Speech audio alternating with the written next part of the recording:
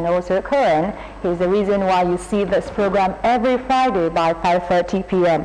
You know, it's a two-way communication. You get to send us messages or call us by answering our question of the day, and when you're correct, you stand a chance to win a prize courtesy of our sponsor.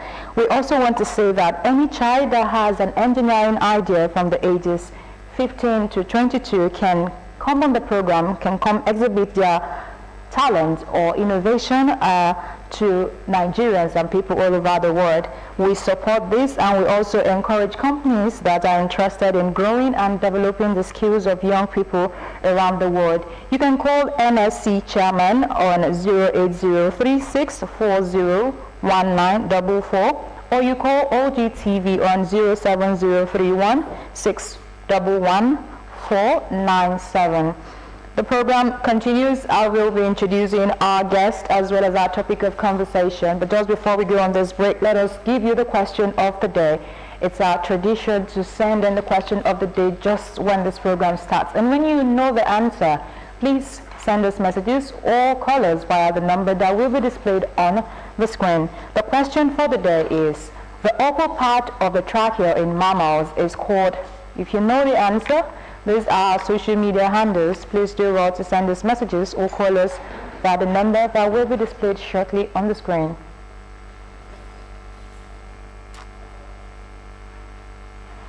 Engineering and you will be back after this break. Please stay with us.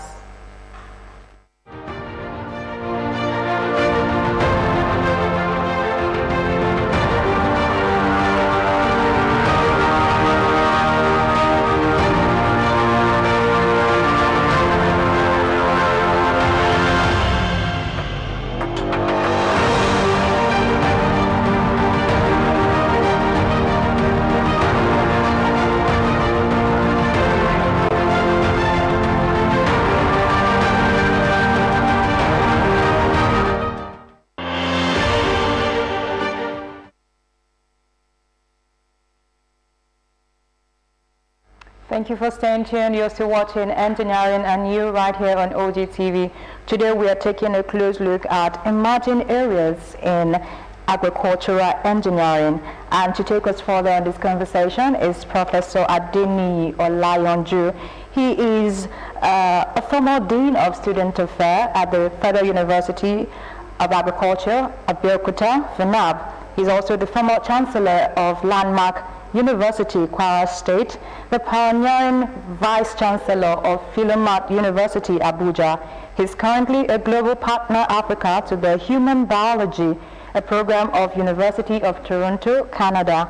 He's a fellow of many professional bodies and has over 160 published articles in reputable national and international journals and referred conferences proceedings in this area of expertise. Thank you so much for joining us today.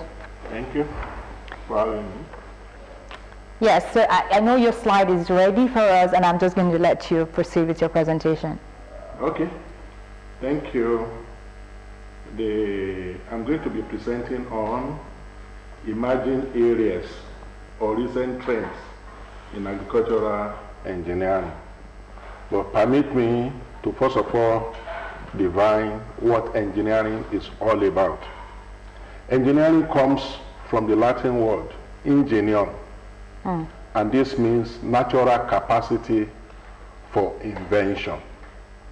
Engineering, therefore, is the creative application, and mind you, the emphasis is on creative, not just any application. Is the creative application of scientific principles that we will have learned at basic level, O-level physics, chemistry, biology, mathematics.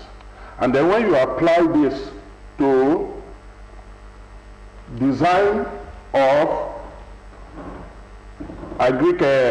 when you apply this to design of structures, you design process, you design machine. That is the first thing we do in engineering. The second thing is we construct such machine or processes that have been designed. Then we also try to forecast the behavior of such a machine. Then we look at agricultural engineering.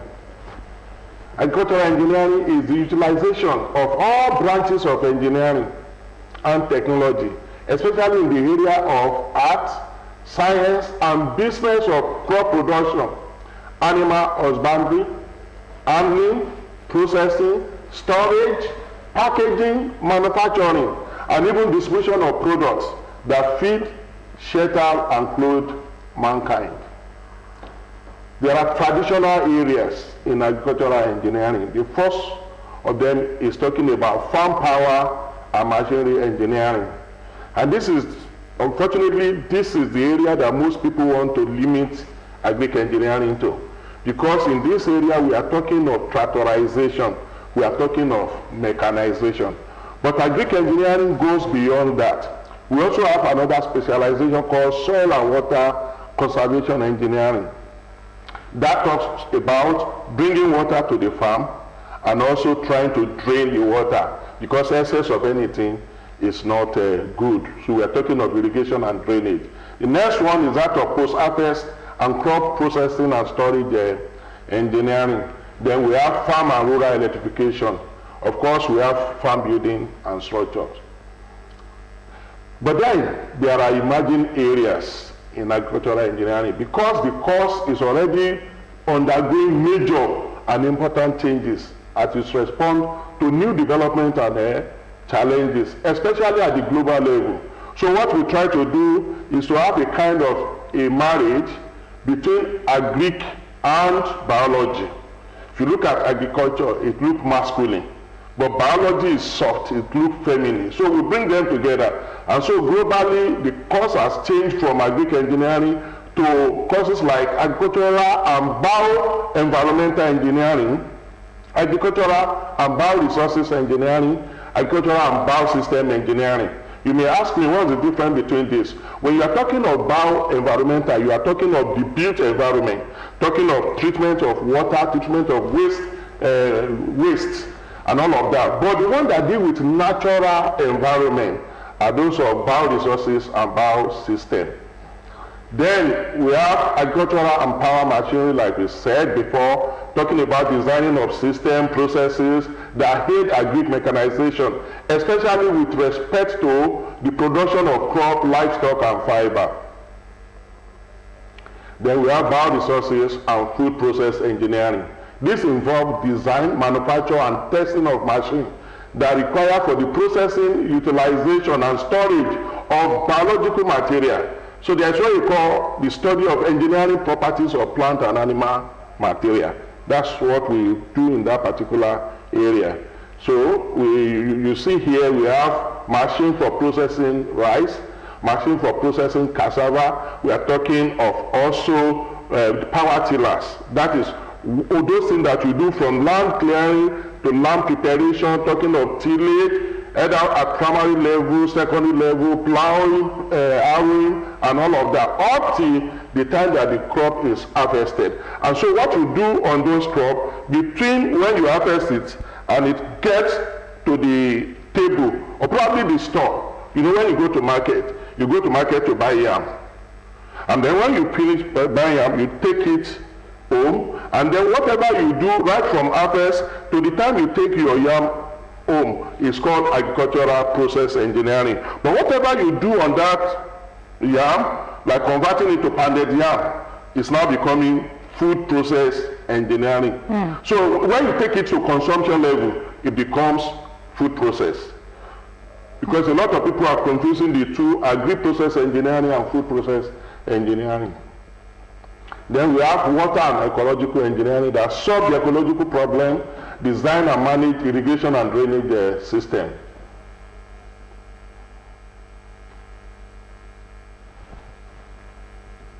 Then we have environmental resource engineering. This involves all activity that is concerned with the conservation of all the environment and most of the associated challenges. Then you have the area of renewable energy that talk of the biomass energy, hydropower energy, solar energy, wind energy, geothermal energy. Instead of just having hydro, you know, the one we are used to is the one from Kanji Dam. And that one is more of geothermal. I mean, it's more of hydropower. So you now have the issue of biomass. You have the issue of wind energy. You have solar. A lot of us are using solar energy sources nowadays.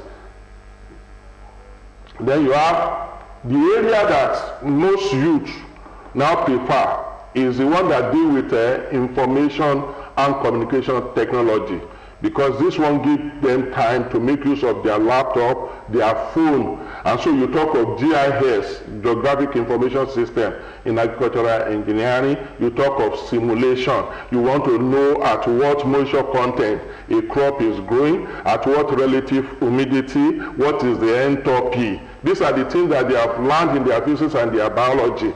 And so they prefer to go this way rather than the one that is hard in nature. Then here you have the issue of drones in agriculture. Instead of you have a large acreage of land, instead of trying to spray your chemical for that length of time, you just make use of a drone. And of course, the latest of them all is hydroponic technology. What the youth most of the time they don't want to do is to soil their hand. So why can't we take them soilless? And so hydroponic talks about the nutrient film technique. You are talking of the fodder cropping system, all kind of things that they will like to do. And so with all of this, you agree with me that the agricultural engineer indeed is more than who we think. When it comes to irrigation and drainage in the farm, is a civil engineer. When it comes to unit operation and processes, is a chemical engineer. When it comes to trying to have smart agri, is a computer engineer. Of course, when you are talking of rural and farm electrification, it becomes an electrical engineer. Then when you are talking of processing, it becomes a food engineer. Of course, farm power and machinery is purely for mechanical engineer. Then the aspect of crop production, because you need to study the property of crop before you can mechanize it. And so at that point, you may become an agronomist. Then when you are talking of animal processing, you become an animal scientist.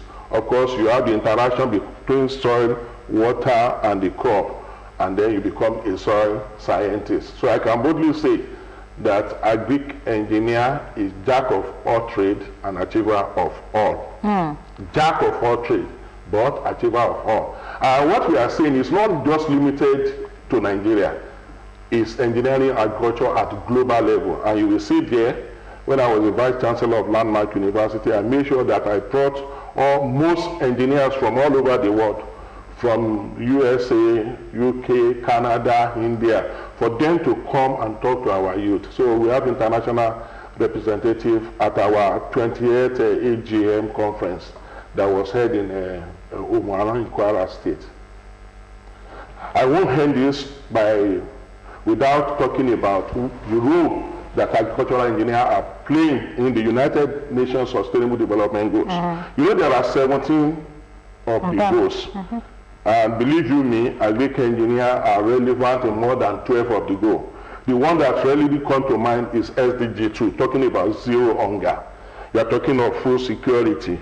And when you are talking of food security, it has about 4 or 5 components. You want to look at, is it available? If it is available, is it avoidable? If it is avoidable, is it accessible? And then can we utilize it in the form that we want to? And you see that agric engineer is the one that will provide most of these, especially the machinery component. Then you look at clean water and sanitation. I've told you about irrigation and drainage. SDG 7 talk about avoidable and clean energy. So renewable energy comes in there. You talk of SDG 9 talking about industry, innovation, and infrastructure. That is purely an area that agric engineers comes in. And of course, you look at responsible consumption and production. You have climate action. You have life below water, where we have the aquaculture and fishery people. Then you have life on land. All of this, I want to say that let's take a pause on that and take this call. Thank you so much, John, for joining us. Good evening, ma'am. Yes, please, could you speak louder? Good evening, ma. Good evening. I want to answer the question, ma. All right, please go ahead. The answer is larynx. The answer is what? Larynx. Line. Larynx. L-A-R-Y-N-X. Did you get the question of the day? Yes, ma. All right. How old are you? I'm 15, ma. 15. All right. We'll let you know if you're correct or not on the program, but just please drop the last 2 digits of your phone number. 04, ma. 04. All right. Stay tuned and keep watching. Just maybe you might be our winner on the program today. Thank you for calling. Okay. Yes, you're talking about... So let me just quickly round up by saying the lens at which we are now looking at things, not only limited to that of science, engineering, and technology, is now being looked at global level. And that is why we need to be involved in sustainable development goals and all of that, and see the role that the engineers, not just the agric engineer, can play in helping to achieving the goal. It's a 2030 agenda, 15 years, and now we are in 2024. So we have more 6 years to go. So thank you for listening. Oh, you have your concluding remarks? I said the lens with which we look at things is not just look at local scale. It is now at global scale. And so when you are talking of things that happen in environmental, in agric and all of that, then the agric engineers have to come in.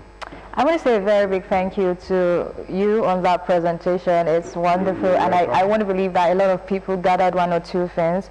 But there's just one key thing that keeps striking me all through your presentation. Agricultural engineering cannot do without innovation. Cannot do without innovative idea. Very, very important. And I think it's one thing I want you to speak on to help young people watching. As interesting as this thing is, if you do not have the innovative skills to push this through, it might be a challenging one. Thank you. Let me start by saying, before I take it up to innovation, you don't just jump into innovation. You start with what is called creativity. You know, when you create an activity, any activity at all, you are said to be creative. Wow. And that is creativity. But when you go beyond creativity, you now have what is called invention. An invention is more of a singular thing. You can invent a machine. At that level, it's not yet an innovation. But when you now work on it, you refine it, you process on it, and it is now mass produced, and it now gets to consumer, the user, there becomes an innovative project. So there are 3 levels: creativity, invention, and innovation. And what we do at university level most of the time is try to build the competency of young ones. And building of competencies go beyond 3 or 4 things. In other words, you try with what is called knowledge impartation. At the university level, polytechnic level, higher institution level generally, what you can only do is to impart knowledge on individual. But it is now left for them to go and acquire skill. You don't impart skill, you acquire skill. What we do is you can only impart knowledge. But in acquiring skill, we will now send them maybe on industrial attachment, sideways 1, sideways this, sideways that. Or by even going in time, trying to look at things happening around them, they can acquire skill towards that. But most of the time, you acquire it towards people, from people that have gone ahead of you. But that is not where we are going to limit it. We will now talk of having what is called experience. You don't just come about the experience. It's when you have acquired skill and you have done it time and time again, the experience will now come. It is when you have that, I call it KSA, knowledge, skill, and experience, that you will now say you have built competence. So the aspect of innovation encompasses these three. So for engineering, like I told you about smart agric, precision agriculture, in those days, we just plant, and before you know it, there will be erosion, there will be withering and all of that. And you say you don't even have enough yield. Talk of cassava, they are now getting large acreage.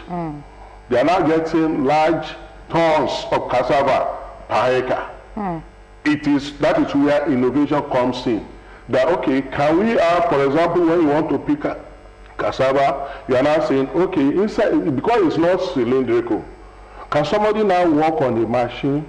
Or can we work on cassava that will have almost a cylindrical shape?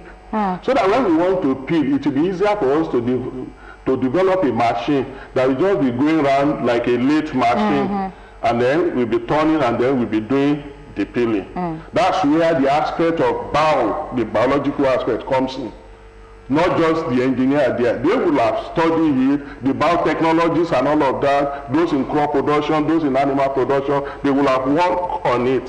So agric engineering, or engineering generally, will now be like the service unit even to those areas. Wonderful. Thank you so much for that. This is how far we can go on the program. I really wish this conversation would just continue, but yes. We told you on the program that our question for the day is the upper part of the trachea in mammals is called. We had a caller, and I'm not sure he's correct with the answer. The answer to that question is epiglottis. Epiglottis is the answer, the correct answer to the question of the day. So we'll move straight to the question for the week. The question for the week: by what means are muscles attached to bones? By what means are muscles attached to bones? If you know the answer, you can always send us messages via our social media handle, or you send us message via the number on the screen. This is Engineering and You for this week. I trust you've gathered one or two things for yourself. You can still watch this program on our stream platforms, Facebook, YouTube, where this program is there for you to learn more about engineering. We've had a conversation on emerging areas in agricultural engineering, and we had Professor ADENIYI OLAYANJU, who did a lot of justice to the topic of conversation. Thank you once more for coming on the program. You're welcome. Engineering and You is brought to you by Prince Engineer Yemisi Shilon, FNSE. He's the reason why you see this program every Friday. My name is Miriam Osman. I'll see you next week, God's willing. Bye for now.